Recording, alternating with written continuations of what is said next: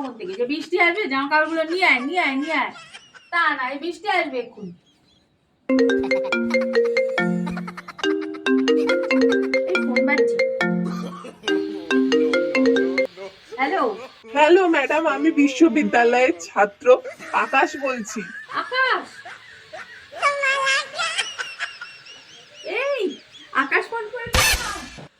আরে বাবু, এই এই আকাশ ফোন করেছে। আকাশ, হ্যাঁ হ্যাঁ বলো। আমরা একটা বিশ্ববিদ্যালয় থেকে সার্ভে করছি, তার জন্য।